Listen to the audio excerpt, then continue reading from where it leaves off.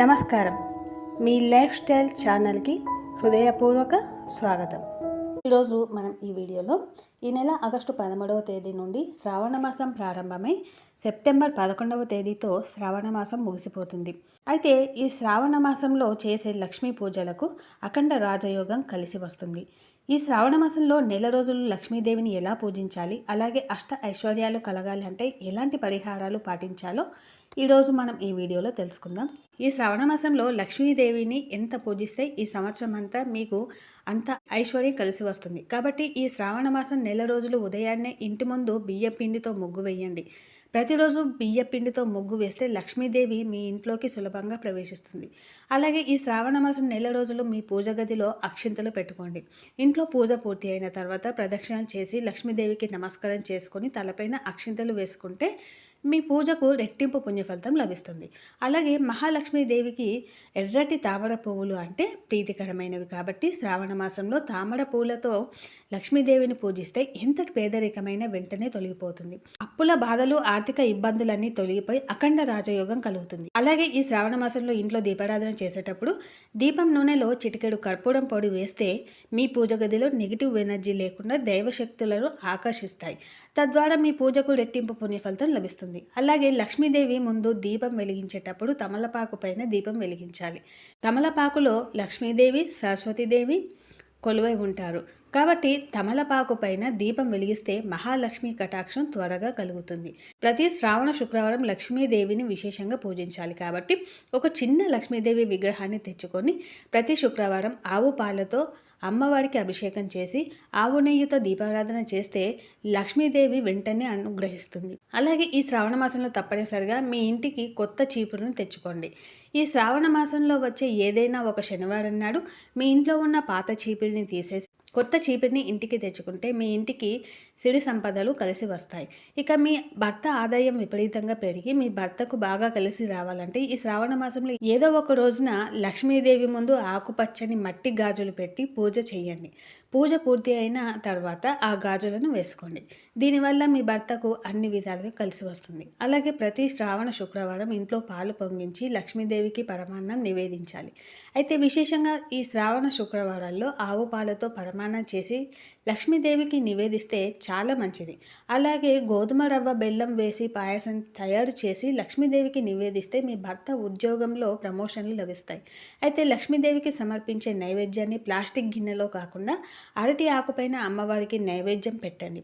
అయితే మనలో చాలా మందికి పూజ గదిలో ఒక దీపం వెలిగించి ఇంట్లో పూజ చేసుకుంటారు. కానీ ఈ శ్రావణ మాసంలో మాత్రం ఖచ్చితంగా అమ్మవారి ముందు 2 దీపాలు వెలిగించి పూజ చేసుకోవాలి. అలాగే వరలక్ష్మి వ్రతాన్ని చేసే ఆడవారు అమ్మవారికి చీర సమర్పించి వరలక్ష్మి వ్రతాన్ని చేస్తే అమ్మవారి అనుగ్రహం వెంటనే లభిస్తుంది. అలాగే ఈ శ్రావణ మాసంలో ఇంటికి వచ్చిన ముత్తైదువులకు తప్పనిసరిగా తాంబూలం ఇచ్చి పంపించాలి. ముఖ్యంగా వరలక్ష్మి వ్రతం చేసే రోజున ఇంటికి 5 ముత్తైదువులను పిలిచి తాంబూలంలో ఒక పసుపు కొమ్ము, 1 రూపాయి నాణెం పెట్టి తాంబూలం ఇస్తే మీ ఇంటి సంపద రెట్టింపు అవుతుంది. ఇక చాలామంది ఆడవారు ప్రతిరోజు తులసిని పూజిస్తారు. అయితే ఈ శ్రావణ మాసంలో ప్రతిరోజు సాయంత్రం పూట తులసి కోటలో దీపారాధన చేస్తే ముక్కోటి దేవతల అనుగ్రహం మీ ఇంటిపై వెళ్ళవేళలా ఉంటుంది. అలాగే లక్ష్మీదేవిని పూజించే ఆడవారు తప్పకుండా కాళ్ళకు పసుపు రాసుకోవాలి. నిండు ముత్తైదులా తయారవ్వాలి. లక్ష్మీదేవిని పూజిస్తే దీర్ఘ సుమంగళి యోగం కలుగుతుంది. అలాగే ఈ శ్రావణ మాసం నెల రోజులు ఇంటి గుమ్మానికి మామిడి తోరణాలు కట్టుకోండి. ఇంటి గుమ్మానికి పచ్చగా కలకలలాడుతూ ఉంటే మీ ఇంట్లోకి వెంటనే లక్ష్మీదేవి అడుగు పెడుతుంది. అలాగే ప్రతి శ్రావణ శుక్రవారం సాయంత్రం పూట ఇంటి గుమ్మం ముందు 2 దీపాలు వెలిగించి ఇల్లంతా సాంబ్రాణి పొగ వేయండి. మీ ఇంట్లో ఉన్న దుష్ట శక్తులు తొలగిపోయి ఇంట్లోకి ధనలక్ష్మీదేవి ప్రవేశిస్తుంది. అలాగే శ్రావణ మాసంలో వీలైనంత ఎక్కువగా గోమాతను పూజించండి. గోవుకు నానబెట్టిన శనగలు, బెల్లం, అరటిపండు ఇలాంటి ఆహార పదార్థాలు తినిపిస్తే 33 కోట్ల మంది దేవతల సంతృప్తి చెంది కోరిన వరాలను వెంటనే ప్రసాదిస్తారు. ఈ శ్రావణ మాసం నెల రోజులు సాయంత్రం 6 నుంచి 7 గంటల మధ్యలో లక్ష్మీదేవి భూమిపై సంచరిస్తూ తన భక్తులను ఆశీర్వదిస్తుందట. కాబట్టి సాయంత్రం పొరపాటున కూడా ఇంట్లో నిద్రపోకూడదు. లేదంటే లక్ష్మీదేవికి బదులు ఇంట్లోకి దరిద్ర దేవత అడుగు పెడుతుంది. ఈ శ్రావణ మాసం నెల రోజులు దేవతా వృక్షాలను ఎక్కువగా పూజించండి. తులసి కోటను, రావి చెట్టును, ఉసిరి చెట్టును ఎక్కువగా పూజించాలి. ఈ దేవతా వృక్షాలకు ప్రదక్షిణలు చేసి నమస్కారం చేసుకుంటే మీ జాతక దోషాలన్నీ తొలగిపోయి మీ జాతకంలో అదృష్టం పెరుగుతుంది. అలాగే ప్రతి శ్రావణ శుక్రవారం స్త్రీలు ఖచ్చితంగా ఉపవాసం ఉండాలి. దీనివల్ల మీ కుటుంబం మొత్తానికి భోగభాగ్యాలు కలుగుతాయి. లక్ష్మీదేవికి తామర పూలు, గులాబీ పూలు, ఎర్రని గన్నేరు పూలు, మల్లెపూలు అంటే చాలా ఇష్టం. కాబట్టి వీలైనంత ఎక్కువగా ఈ పూలతో లక్ష్మీదేవిని పూజించండి. ఇక శ్రావణ మాసంలో వీలైనంత ఎక్కువగా ఆవు నెయ్యితో దీపారాధన చేయండి. లక్ష్మీదేవి ముందు ఆవు నెయ్యితో దీపం వెలిగిస్తే చాలా మంచిది. అలాగే 5 వత్తులతో దీపారాధన చేస్తే అష్ట ఐశ్వర్యాలు సులభంగా కలుగుతాయి.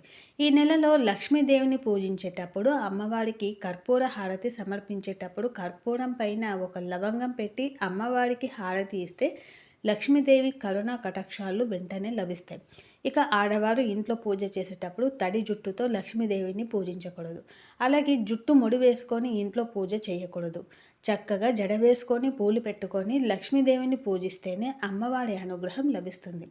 ఈ శ్రావణ మాసంలో ఏదైనా ఒక శుక్రవారం గోశాలకు వెళ్ళి ఆవు నుదుటిన పసుపు రాసి కుంకుమ బొట్టు పెట్టి అరటిపండు ఆహారంగా తినిపించి ప్రదక్షిణలు చేస్తే సర్వపాపాలు వెంటనే తొలగిపోయి విపరీతమైన అదృష్టం కలిసి వస్తుంది.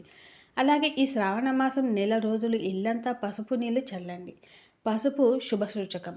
ఇంట్లో పసుపు నీళ్లు చల్లితే మీ ఇల్లంతా దైవశక్తులతో నిండిపోతుంది. తద్వారా మీరు చేసే పూజలకు ఖచ్చితంగా పుణ్య ఫలితం లభిస్తుంది. అలాగే చాలామంది వరలక్ష్మి వ్రతాన్ని చేసేటప్పుడు పూజలో కలశం పెట్టుకుంటారు. కలశం కింద బియ్యంతో పాటు కొన్ని నవధాన్యాలు కూడా వేసి కలశాన్ని ప్రతిష్ఠిస్తే మీరు చేసే వ్రతానికి లక్ష్మీ అనుగ్రహం వెంటనే లభిస్తుంది. అయితే వరలక్ష్మి వ్రతాన్ని చేసేటప్పుడు మట్టి పాత్రల్లో పాలు పొంగించి అమ్మవారికి పాయసం తయారు చేసి నివేదిస్తే అమ్మవారు ఎంతో సంతోషించి ఈ నైవేద్యాన్ని వెంటనే ఆరగిస్తుంది.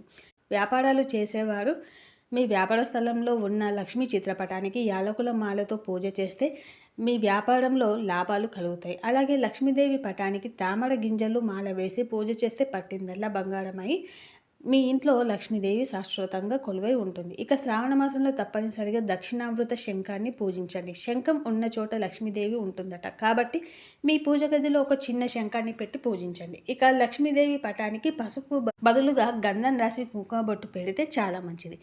ఇక ఎవరైతే అప్పుల బాధతో ఇబ్బంది పడుతున్నారో అలాంటి వారు ఒక ఎర్రటి వస్త్రంలో జాజికాయను మూట కట్టి లక్ష్మీదేవి పాదాల దగ్గర పెట్టి పూజ చేస్తే అప్పుల బాధలన్నీ వెంటనే తీరిపోతాయి.